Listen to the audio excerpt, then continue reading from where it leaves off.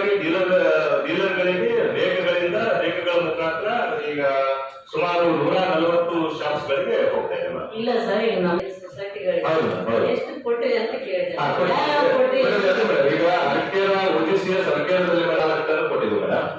ಈಗ ರೇಟ್ ಬಂದ ನಂತರ ಈಗ ಮತ್ತೆ ಅಲಾಟ್ಮೆಂಟ್ ಈಗ ಮಾಡ್ತೀವಿ ಮೇಡಮ್. ಆಮೇಲೆ DAP ಅಲ್ಲಿ 9 ಟನ್ ಕೊಟ್ಟಿದ್ದೆ. ಇನ್ನೊಂದು FPOಗೆ 63.9 metric ton madam. Urea 18 DAP metric ಟನ್ಗಳಿವೆ. ಸೊ ಈ ತರ ನಾವು ಏನ್ ಪ್ರತಿ ರೇಟ್ ನಮ್ಮ ಹೋಗ್ತೀವಿ ಪ್ರೊಫೈಲ್ಗೆ, ಉಳಿದ 75% ನೇರವಾಗಿ ಡೀಲರ್ಗಳಿಗೆ ಹೋಗ್ತದೆ. ಈ 25% ಮೇಡಮ್ ನಮ್ಮ ಎಂಟೈರ್ ಇವುಗಳಿಗೆ ವಿತರಣೆ ಮಾಡ್ತಾ ಇದ್ದೀವಿ. ಅಲ್ಲ ಸರ್, ಈಗ ನಮ್ಮಲ್ಲಿ ರೈತರಿಗೆ ಸರಿಯಾಗಿ ಇಲ್ಲಿಂದ ಕರೆಗೆ ಹೋಗ್ಯದ ಅದು ಸರಿಯಾಗಿ ಇಲ್ಲ ಇಲ್ಲ ಕೊಡ್ಬೇಕು. ನಾನು ರೈತರಿಗೆ ಏನೇನು ಕೊಟ್ಟರು ಎಷ್ಟು ಹಂಚಾರ ಜಿಲ್ಲಾಧಿಕಾರಿಗಳು ಇವರು ಸಿಒರು ಕಳಿಸ್ಕೊಡ್ರು ಎಲ್ಲ ತಾಲೂಕಿನಲ್ಲಿ. ಅವ್ರು ಏನಂದ್ರೆ ಅಲ್ಲ ಏನ್ ಸಭೆ ಅವ್ರು ಏನ್ ಮಾಡಿದ್ರಂದ್ರೆ ಕೆಲವು ಏನ್ ಬದಲಾವಣೆಗಳನ್ನ ನಾವು ಏನು ಒಂದು ಚರ್ಚೆ ಆಯ್ತು, ಕೆಲವು JPTCಗಳನ್ನ ಬದಲಾವಣೆಗಳು ಅಂತವ್ರು ಅಷ್ಟೇ ಚರ್ಚೆ ಆಯ್ತು. ಪುನಃ ಇಂಪ್ಲಿಮೆಂಟೇಷನ್ ಅವ್ರು ಮಾಡಕ್ ಆಗ್ತಾ ಇರ್ಲಿಲ್ಲ. ಅದಕ್ಕೆ ಹೊಸ ಸಿಒ ತಾವು ಬಂದಿದ್ರಿ, ಯಾಕಂದ್ರೆ ಅದು ದೊಡ್ಡ ಪ್ರಾಜೆಕ್ಟ್.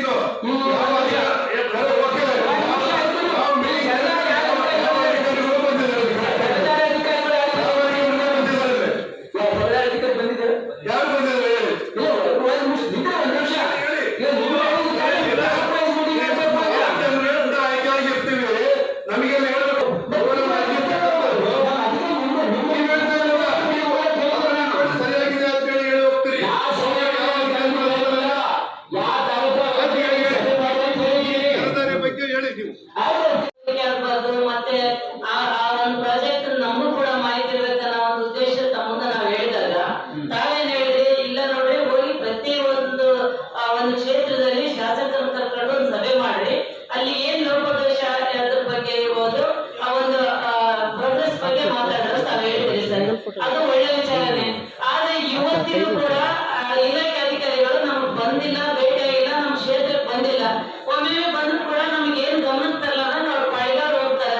ಈ ವಿಷಯ ಇಷ್ಟೆಲ್ಲ ನಿಮ್ ಮಾತು ಕೂಡ ಇಲ್ಲಿ ನಿರಾಕರಣೆ ಆಗಿದ್ರಿಂದ ಆ ಇಲಾಖೆ ಅಧಿಕಾರಿಗಳನ್ನ ಮತ್ತೊಮ್ಮೆ ನೀವು ಕರೆದು ಮಾತಾಡೋದಕ್ಕೆ ಮಾತಾಡ್ತಾನೆ ಈ ಸಭೆಯಿಂದ ಹೊರತಾಸ್ಬೇಕಲ್ಲ ಅಂತಂದ್ರೆ ನಾನು ಅವರಿಗೆ ಪುನರ್ ಕೇಳಿದ್ದಿಲ್ಲ, ಸರಿಯಾಗಿ ಮಾಹಿತಿ ಕೊಟ್ಟಿಲ್ಲ ಅಂತ ಹೇಳ್ತಿರ್ತೀರಿ ನೀವು. ಹೊರತಾಸ್ರಿ ಸರಿಯಾಗಿ ಮಾಹಿತಿ ಕೊಡೋದು ನನ್ನ ಮನವಿ. ಸೇರ್ಕೊಂಡು ಸುಮಾರು 140 ಶಾಪ್ಸ್ಗಳಿದಾವೆ ಮೇಡಮ್. ಈ ಸೊಸೈಟಿ ಮತ್ತು FPOಗಳು ಬಂತಂದ್ರೆ ಮೇಡಮ್ 2 ಸೊಸೈಟಿ 2 FPO ಇದಾವೆ ಮೇಡಮ್. ಈಗ ಈ 2 ಸೊಸೈಟಿ ಮತ್ತೆ 2 FPO ಮಾತ್ರ ಆಕ್ಟಿವ್ ಇದಾವೆ ನಮ್ಮಲ್ಲಿ. ಟ್ಯಾಕ್ಸ್ 2 ಮತ್ತೆ FPO 2. ಯಾವ ಸರ್ ಅವು? ಅರಕೇರ OGCS madam, Gabbur FPO madam, ಆಮೇಲೆ ದೇವದುರ್ಗದ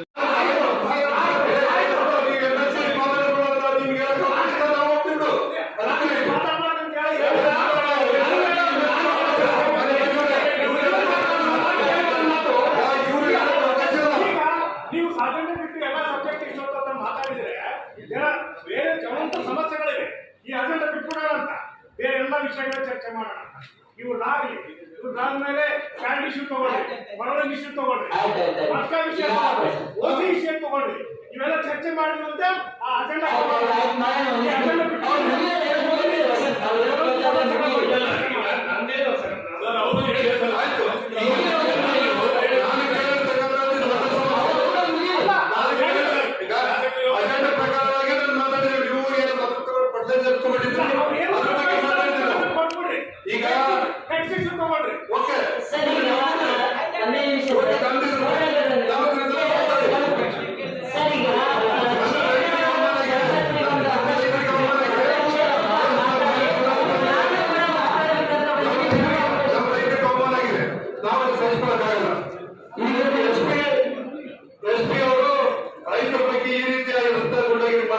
ತಪ್ಪು.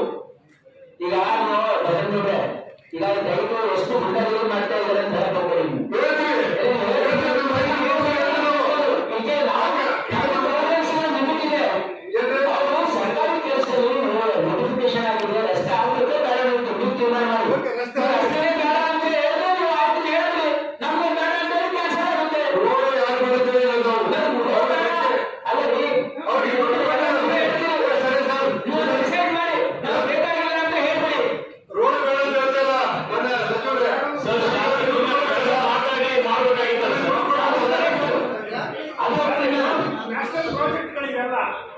ಶಾಸಕರು ಜನಪ್ರತಿನಿಧಿ ಬ್ಯಾಡ ಅಂದ್ರೆ ಕ್ಯಾನ್ಸಲ್ ಆಗಿ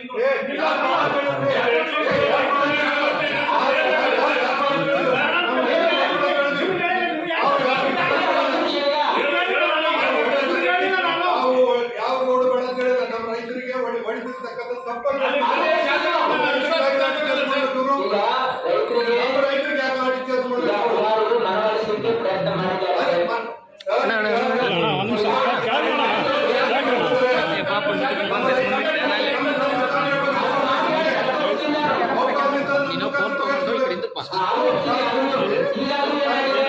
ಈಗಾದ್ರೂ ಶಾಸಕರಿಗೆ ಮನವೊಲಿಸಲು ಪ್ರಯತ್ನ ಮಾಡಿ.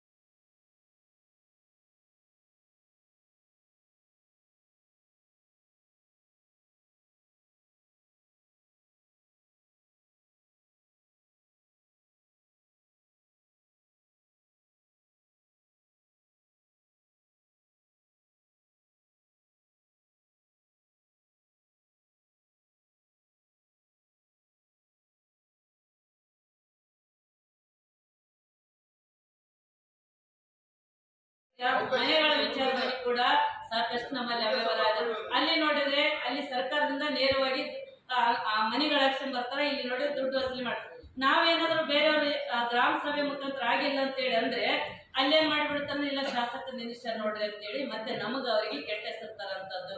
ಇದು ಕೂಡ ಪಾರದರ್ಶಕವಾಗಿ ಮನೆಗಳು ಕೊಟ್ರೆ ನಮ್ಗೇನ್ ತೊಂದರೆ ಇಲ್ಲ, ಅದನ್ನ ಹಂಚಿಕೆ ಮಾಡೋ ವಿಚಾರ ಮಾತ್ರ ಕರೆಕ್ಟ್ ಆಗಿರ್ಲಿ ಅನ್ನೋಂಥದ್ದು ನನ್ನ ವಾದ.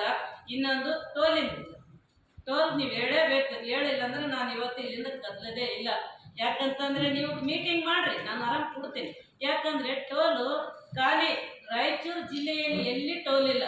ಇಲ್ಲಿಂದ ಬೀದರ್ ತಾನೋದ್ರೆ ಟೋಲ್ ಇಲ್ಲ, ಇಲ್ಲಿಂದ ಬಿಜಾಪುರ ತಾನೋದ್ರೆ ಟೋಲ್ ಇಲ್ಲ, ಎಲ್ಲಿ ಟೋಲ್ ಇಲ್ಲ. ನಮ್ಮಲ್ಲಿ 40 ಕಿಲೋಮೀಟರ್ದಲ್ಲಿ 2 ಟೋಲ್ ಅಳವಡಿಸಿ ವಸೂಲಿ ಮಾಡ್ತಾರಲ್ಲ, ಇದು ಯಾವ ನ್ಯಾಯ?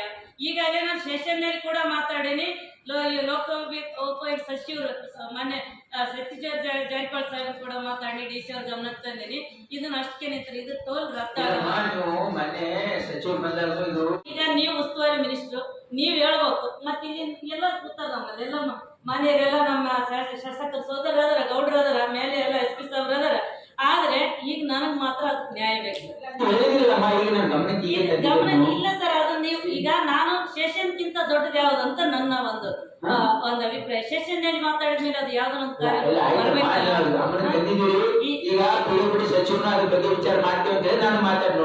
ಅಲ್ಲ ಸರ್. ಈಗ ಅಲ್ಲಿ ಟೋಲ್ನಲ್ಲಿ ಹೋರಾಟಗಳು ನಡೀತೇವ. ಟೋಲ್ನಲ್ಲಿ ಹೋರಾಟಗಳು ನಡೆದ್ರೆ ನಮ್ಮ ಮೇಲೆ ಕೇಸ್ ಬುಕ್ ಮಾಡ್ತಾರೆ. ನಮ್ಮ ಹಿಂದಿದ್ದವ್ರ ಮೇಲೆ ಸರಿ ಮತ್ತೆ ಯಾಕೆ ಮಾಡ್ತಾರ? ನಮ್ಮ ಕಾರ್ಯಕರ್ತರ ಮೇಲೆ ಎಲ್ಲರ ಮೇಲೆ ಕೇಸ್ ಬುಕ್ಗಳು ಮಾಡ್ತಾರ. ಯಾಕೆ ಮಾಡ್ತಾರ? ಅಲ್ಲ ಸರ್, ಈಗ ನಮ್ಮ ಕಾರ್ಯಕರ್ತರು ನಮ್ಮಿಂದ ನಮ್ಮ ಜನರ ಮೇಲೆ ಮಾಡಿರಲ್ಲ, ಏನ್ ತಪ್ಪೇನು ಹೋರಾಟ ಮಾಡ್ಬೋದು? ಕಾನೂನು ಯಾರು ತಗೊಂಡ ಸರ್? ಕಾನೂನು ಅವ್ರು ಮಾಡ್ಯಾರ. ಈಗ ನಮ್ಮಲ್ಲಿ ಟೋಲ್ ಯಾಕೆ ಹಾಕ್ಯಾರ ಅಂದ್ರೆ ಬೇರೆ ಕಡೆ ಜಾಗ ಇಲ್ಲೇನು? ನಮ್ಮಲ್ಲಿ ಯಾವುದೇ ಸರ್ ನೀವು ಅಂತೀರಿ ಯಾವುದೇ ಒಂದು ಸರ್ಕಾರಿ ವ್ಯವಸ್ಥೆ ಏನಂದ್ರೆ 10 ನಿಮಿಷದಾಗ ನಮ್ಮ ಪಿಎಗಳ ಮೇಲೆ ಅಟ್ರಾಸಿಟಿ ಕೇಸ್ ಬುಕ್ ಮಾಡ್ತಾರ 10 ನಿಮಿಷದಾಗ. ಅಲ್ಲಿ ನೋಡಿದ್ರೆ ನಮ್ಮ ಮನೆಗೆ ಬಂದು ಕಳ್ಳರು ಅಟ್ಯಾಕ್ ಮಾಡ್ಯಾರ ಅಂದ್ರೆ 3 ದಿನದ ಮೇಲೆ ತನಿಖೆ ಆಗ್ತದೆ. ಇದು ಯಾವ ನ್ಯಾಯ? ಟಾರ್ಗೆಟ್ ಆಗಿಲ್ಲ, ಇದೊಂದು ನ್ಯಾಯ ಕೊಡ್ಬೇಕು ನೀವು. ಮತ್ತೆ ಮುರಾರ್ಜಿ ಶಾಲೆಯಲ್ಲಿ ಮಕ್ಕಳಿಗೆ ಉಳಬಿದ್ದ ಅನ್ನ ಕೊಡತಕ್ಕ ಅಧಿಕಾರಿಗಳಂತ ಯಾರ ನೋಡಿಲ್ಲ ನಾನು ಇವತ್ತಿಗೆ. ಇವೆಲ್ಲ ದೊಡ್ಡ ಸಮಸ್ಯೆ. ಅದೆಲ್ಲದಕ್ಕಿಂತ ಹೆಚ್ಚಾಗಿ ಟೋಲ್ ಬಂದ್ ಮಾಡತ್ತನ್ನ ಹೋಗಲ್ಲ. ನೀವು ಬಂದ್ ಮಾಡಿಲ್ಲ ಅಂದ್ರೆ ಅಲ್ಲೇ ಕೊಟ್ಬಿಡ್ತೀನಿ ನೋಡ್ರಿ.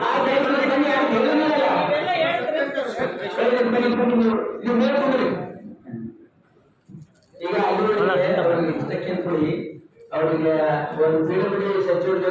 ಚರ್ಚೆ ಮಾಡೋದಂತ ಅದು ಸ್ಟಾಪ್ ಮಾಡಿದ್ರು ಅವರಿಗೆ ಡೈರೆಕ್ಷನ್ ಕೊಡಿದ್ರು. ಆಯ್ತಮ್ಮ?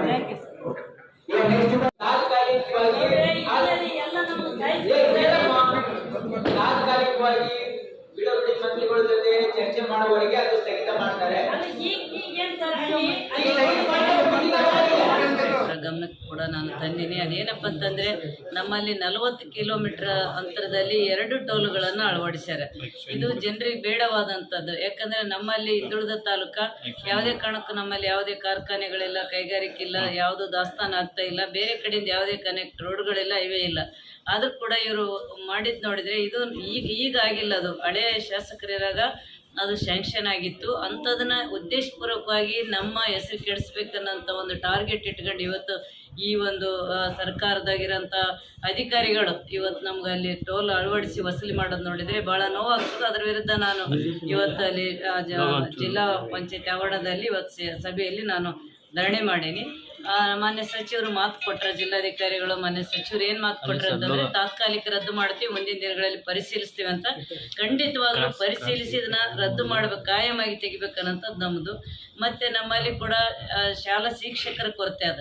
ಹಂಗಾಗಿ ಅದನ್ನು ಕೂಡ ನೀವು ನಿಗಿಸ್ಬೇಕು ಅನ್ನೋಂಥದ್ದು ಕೂಡ ನಾನು ಇವತ್ತು ಮನವಿ ಅವರಿಗೆ ಕೊಟ್ಟೀನಿ. ಅದಲ್ಲದೆ ಗಮನಿಸಿಲ್ಲ, ಹಂಗಾಗಿ ಅದ್ರ ವಿರುದ್ಧ ಕೂಡ ನಾನು ಹೋರಾಟ ಮಾಡ್ತೀನಿ. ಅನುದಾನ ಕೂಡ ಕಡಿತ ಆಗಿದೆ ನನ್ನಲ್ಲಿ. ಪಿಡಿಒಗಳು ಸರ್, ಅದು ಯಾರು ಪಿಡಿಒಗಳೇ ಇಲ್ಲ, ಖಾಲಿ 6 ಜನ ಪಿಡಿಒ ನಮ್ಮ ದೊಡ್ಡ ತಾಲೂಕು, ಹಿಂದುಳಿದ ತಾಲೂಕು. ಹಂಗಾಗಿ ಅಲ್ಲಿ ಸಾಕಷ್ಟು ನಾವು ಕೆಲಸ ಮಾಡಬೇಕಾದಂಥದ್ದು. ಅಂದರೆ ಪಿಡಿಒಗಳಿಲ್ಲ, ಯಾರು ಕಿವೆಗೆ ಹಾಕ್ಯಂತಿಲ್ಲ. ನನಗಲ್ಲಿ ಕಂಪ್ಯೂಟರ್ ಆಪ್ರೇಟರ್ಗಳನ್ನು, ಬಿಲ್ ಕಲೆಕ್ಟರ್ಗಳನ್ನು ಇಂಥವ್ರನ್ನೆಲ್ಲ ಕೂಡಿಸಿ ಅವ್ರಿಗೆ ಅಧಿಕಾರನೇ ಇಲ್ಲ, ಡಂಗಲಿಲ್ಲ ಅವರಲ್ಲಿ. ಪಾಪ ಅವ್ರು ಏನು ಕೆಲಸ ಮಾಡೋಕ್ಕೆ ಏನಿಲ್ಲ. ಪಿ ಡಿ ಅವರು ಮತ್ತು ಇವರು ಯಾರು AD ಇವರೆಲ್ಲ ಅವ್ರದ್ದೇ ಆದಂಥ ದರ್ಬಾರನ್ನು ಅವ್ರು ಮಾಡ್ತಾ ಇದ್ದಾರೆ. ಈ ಥರ ನೋಡಿದರೆ ಭಾಳ ಬೇಸರ ಆಗ್ತದೆ. ಸಭೆ ಗಮನಕ್ಕೆ ತಂದೀನಿ. ಒಂದು ವೇಳೆ ಸರಿಪಡಿಸಲಿಲ್ಲ ಅಂತಂದರೆ ಇವತ್ತು ನಾನಿಲ್ಲಿ ಮೀಟಿಂಗ್ನಲ್ಲಿ ಯಾವುದೇ ಊಟ ಮಾಡಬಾರ್ದು, ಚಹಾ ಕುಡಿಬಾರ್ದು, ಏನು ಪಲಾರ ಏನು ತೊಗೊಂಡಿಲ್ಲ ನಾನು. ಯಾಕಂದ್ರೆ ಮುಂದಿನ ದಿನಗಳಲ್ಲಿ ನನ್ನ ತಾಲೂಕು ಸಮಸ್ಯೆ ಬಗೆಹರಿದ್ರೆ ಮಾತ್ರ ಮುಂದಿನ ಮೀಟಿಂಗ್ನಲ್ಲಿ ನಾನು ಚಹಾ ನೀರು ಕುಡಿತೀನಿ ಅಂತ ಹೇಳಿದ್ದೀನಿ. ಹಂಗಾಗಿ ನಾನು ಈ ದೊಡ್ಡ ಪ್ರಮಾಣದ ಹೋರಾಟ ಮಾಡ್ತೀನಿ. ಇನ್ನೊಂದು ಮೇಡಮ್, APMC ಸಂಬಂಧಪಟ್ಟಂಗೆ ಧ್ವನಿ ಎತ್ತಿದ್ರಿ. ಈಗ ಸೈಟ್ಗಳ ಹಂಚಿಕೆ ಆಗ್ಯಾವ. 80 ಸೈಟ್ಗಳು ಕೊಡಬೇಕಾದ್ರೂ ಕೂಡ ಖಾಲಿ 57 ಸೈಟ್ಗಳು ಕೊಟ್ಟು ಉಳಿದವನ್ನ ಇಟ್ಕೊಂಡು ಇದು ಖಾಲಿ ಸರ್ಕಾರಿದು 25 ಲಕ್ಷಕ್ಕೆ ಒಂದು ಸೈಟ್ ಅದ ನಮ್ಮಲ್ಲಿ ವ್ಯಾಲ್ಯೂಯೇಷನ್. ಆದರೆ ಇಲ್ಲಿ ಅಧಿಕಾರಿಗಳು ಏನು ಮಾಡಿರೋ ತಾವೇ ಸ್ವಂತ 10 ಲಕ್ಷಕ್ಕೆ ಹಂಗೆ ಮಾಡಿ ತಾವು ಕಮಿಷನ್ ತಗೊಂಡು ಅಲ್ಲಿ ಅವ್ಯವಹಾರ ಮಾಡ್ಯಾರ. ಇದು ಕೂಡ ಎಲ್ಲ ಪತ್ರಿಕೆಯಲ್ಲಿ ಬಂದದ. ಇದನ್ನ ಕ್ರಮ ತಗೊಳ್ರಿ ಅಂದ್ರೆ ಯಾರು ಇದನ್ನ ಕಿವಿಗೆ ಹಾಕ್ಯಂತಿಲ್ಲ. ಹಂಗಾಗಿ ಅವ್ರ ವಿರುದ್ಧ, ಸಂಪತ್ ಅವ್ರ ವಿರುದ್ಧ ಇದು ಕ್ರಮ ತಗೋಬೇಕು. ಮತ್ತೆ ಸೈಟ್ಗಳನ್ನ ಅವ್ರವ್ರ ಸಂಬಂಧಿಕರುಗಳಿಗೆ ಹಂಚ್ಕೊಂಡಾರೆ, ಇದು ಕೂಡ ತನಿಖೆ ಆಗಬೇಕು. ಮತ್ತೆ ರಿಜಿಸ್ಟ್ರೇಷನ್ ಕೂಡ ನಾ ಬಂದ್ ಮಾಡಿದ್ದು ಗೊತ್ತಾದ ಮೇಲೆ ಅಲ್ಲಿ ಮಾಡಬೇಡ್ರಿ ರಿಜಿಸ್ಟ್ರೇಷನ್ ಅಂದ್ರೆ ಬೇರೆ ಕಡೆ ಅವರು ರಿಜಿಸ್ಟ್ರೇಷನ್ ಮಾಡಿ ಎಲ್ಲರ ಅಧ್ಯಕ್ಷರು ಮತ್ತೆ ಅಧಿಕಾರಿಗಳು ಸೇರಿಕೊಂಡು ಅಲ್ಲಿ ಲೂಟಿ ಮಾಡ್ಯಾರ, ಮತ್ತೆ ಅಕ್ರಮ ಮೆರೆದಾರ.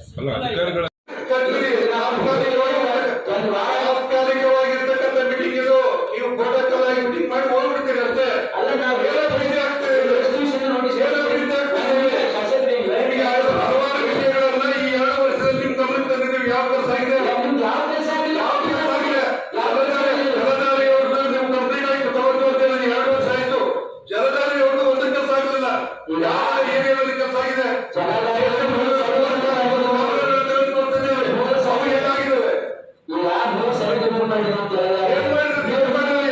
ಅಧಿಕಾರಿಗಳು ಕೊಟ್ಟಂತ ಮಾಹಿತಿಯನ್ನು ತೆಗೆದುಕೊಂಡಿದ್ದೀರಿ. ನೀವು ಅದಕ್ಕೆ ಹೋಗಿ ಅಂತ ಹೇಳ್ತೀರಿ.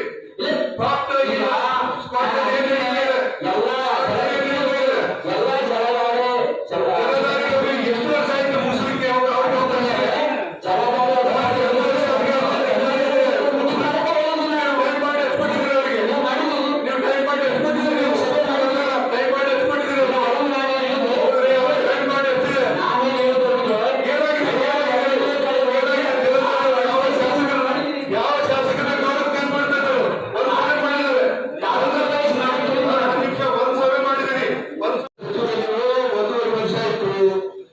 ಶಾಸಕರುಗಳಿಗೆ ಈ ರೀತಿಯಾದಂತಹ ಅವಮಾನ ಮಾಡತಕ್ಕಂಥ ಕೆಲಸ ಆಗ್ತಿದ್ರೆ ಶಾಸಕರುಗಳಿಗೆ ಅವಮಾನ ಆದಂಗೆ ಅದು. ಈಗ ಅಧಿಕಾರಿಗಳು ಬರ್ತಾ ಇದ್ರೆ ಏನಾಗ್ತದ್ದು, ಅಧಿಕಾರಿಗಳು ಬರ್ತಾ ಇದ್ರೆ ಏನಾಗ್ತದ್ದು. ಈಗ ಅವರು ತಂದೂರು ನೀವು ಹೇಳಿದ್ರಿ ಸರ್ಟಿಫಿಕೇಶನ್ ಮಾಡಿ ಎಲ್ಲಿ ಟ್ಯಾಂಕ್ ಕಟ್ತಾರೆ ಅಂತ ಹೇಳಿದ್ರಿ. ಇವತ್ತಿಗೆ ಒಂದು ಟ್ಯಾಂಕ್ ನಲ್ಲಿ ತೋರಿಸಿದಾರೆ ಅವರು.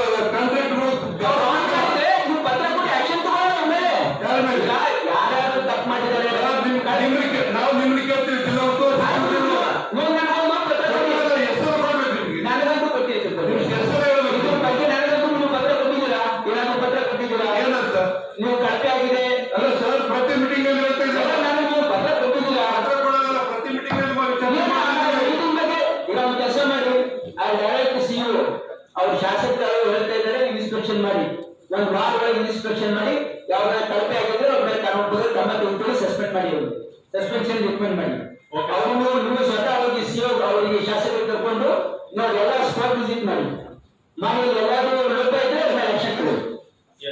ಎಲ್ಲಿದಾವ ಅಂತ ನಮ್ಗೆ ಗೊತ್ತಾಗಬೇಕಲ್ಲ. ಇಲ್ಲ ಹೇಳ್ತಾರೆ ನಿಮ್ಗೆ ನಿಮ್ಗೆ ತಗೊಂಡು ಬರ್ತಾರೆ ಅವರು. ಇವತ್ತಿಗೆ 8 ತಿಂಗಳಾಯ್ತು. ಇವತ್ತಿನ ಒಬ್ಬ ಅಧಿಕಾರಿಗಳು ಬಂದು ಮತ್ತೆ ಅದನ್ನ ತೋರಿಸಿದ್ರೆ ನಿಮ್ದು ಪ್ರೋಗ್ರೆಸ್ ಏನಿದೆ ಹೇಳಿ ಬಸ್ಕಿನ ಪ್ರೋಗ್ರೆಸ್ ಹೇಳಿ. ಇವಾಗ ನಿಮ್ಮ ಟೈಮ್ ಮಾಡಿ ಅಷ್ಟಿತ್ತು, ಈಗ ಎಲ್ಲವರಿಗೆ ಕೆಲಸ ಆಗಿದೆ ಹೇಳಿ. ಅಲ್ಲಿ ಬಸ್ಕಿನ ಡೀಟೇಲ್ಸ್ ಹೇಳಿ ಹೇಳಿ. ಅವರು ಸ್ಪೆಷಲ್ ನಾನು ಹೇಳಿದ್ದು 1 ವರ್ಷದ ಹಿಂದೆ ರೋಡ್ ತಯಾರು ಮಾಡ್ತಾ ಇದ್ದಾರೆ. ಸಿಟಿಯಲ್ಲಿ ಮಾತ್ರ ಪೈಪ್ ಲೈನ್ ಮುಗಿಸ್ರಿ, ನಾವು ಮತ್ತೆ ಹೊಡೆಯಕ್ಕೆ ಅವಕಾಶ ಕೊಡಲ್ಲ ಅಂತ ಹೇಳಿ ಅವ್ರಿಗೆ ಹೇಳಿದ್ವಿ. ಆದ್ರೆ ಇವತ್ತು ಅವ್ರ ಮಾತು ಕೇಳಿಲ್ಲ. 1.5 ವರ್ಷ ಅಲ್ಲೇ ಹೈವೇ ಕೆಲಸ ನಡೆದಿದೆ. ಅದನ್ನ ಇವ್ರು ಪೈಪ್ ಲೈನ್ ಹಾಕಲಿಕ್ಕೆ ಬರಲಿಲ್ಲ.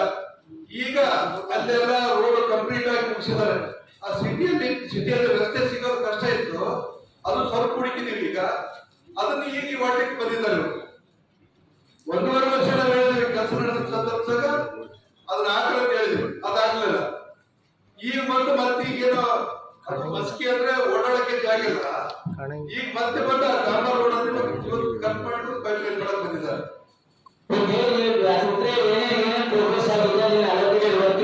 ಇದು ಕಣ್ಮಂಗಿ ಟೈಪಿಂಗ್